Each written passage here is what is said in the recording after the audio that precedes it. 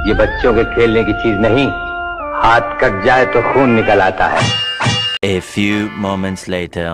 मैं दीपक यादव अपने नाम की दहशत फैलाने के लिए तलवार हाथ में लेकर फोटो खिंचाई थी। मेरे को नासिक के गुंडा स्क्वाड ने गिरफ्तार कर लिए हैं। मेरे से बहुत बड़ी गलती हो गई है, आप भी प्लीज ऐसा गलती मत करना।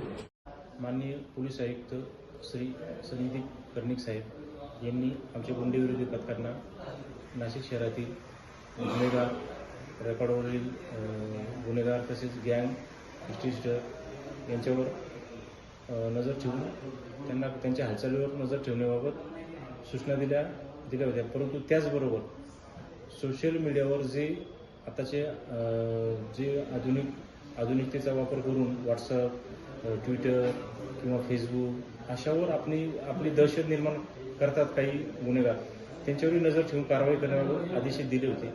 त्याप्रमाणे गुंडाविरोधी पथकाचे पोलीस अंमलदार प्रदीप ठाकरे यांनी इंस्टाग्रामवर दीपक यादव नामक एक इसम याने ट्विटरवर त्याचा तलवारीसह फोटो अपलोड करून लोकांना दहशत निर्माण होईल म्हणून त्या परिसरामध्ये दहशत निर्माण होऊन लोकांना धाक दाखवा वगैरे काहीतरी त्याचा उद्देश असेल अशा प्रकारे त्याने अपलोड केला।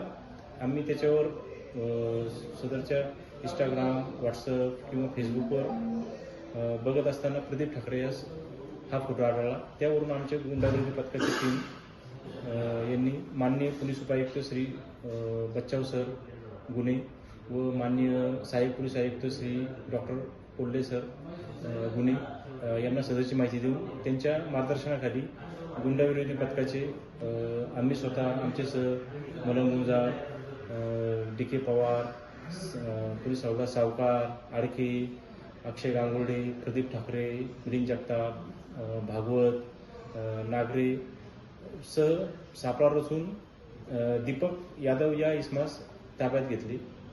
त्याच्याकडून सदरची इंस्टाग्रामवर अपलोड केलेले फोटोबाबत माहिती घेऊन त्याच्याकडून एक तलवार आणि एक गुप्ती असे 2 हत्यार जप्त करण्यात आले।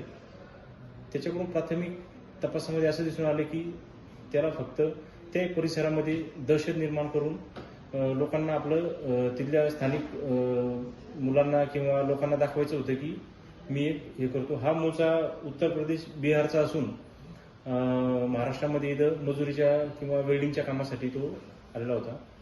तर त्याचा काय उपयोग करणार होता किंवा त्याचे कोण साथीदार आहे आणखीन त्याची विचारपूस करून आम्ही पुढील तपास करत आहोत। परंतु यामधून एक असं निष्पन्न होतं की माननीय पोलीस आयुक्त सरांनी जे आम्हाला आदेशित केलं आहे की ट्विटर, व्हॉट्सअप, इंस्टाग्राम, फेसबुक याच्यावर लक्ष ठेवून गुन्हेगार जे समाजामध्ये त्यांचं अस्तित्व निर्माण करण्यासाठी निरनिराळे पोस्ट टाकतात, त्याच्यावर लक्ष ठेवून कारवाई करण्याबाबत जे आदेश दिले त्याप्रमाणे आम्ही यापुढे कायमस्वरूपी अशा सोशल मीडियावर नजर ठेवून आहोत आणि गुन्हेगारावर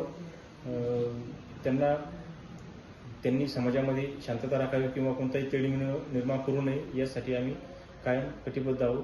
तरी आपल्या न्यूजमार्फत त्यांना संदेश जाणं गरजेचं आहे की त्यांनी असे कोणतेही आक्षेपार्ह किंवा लोकांना भीती वाटेल असे कोणतेही हे करू नये।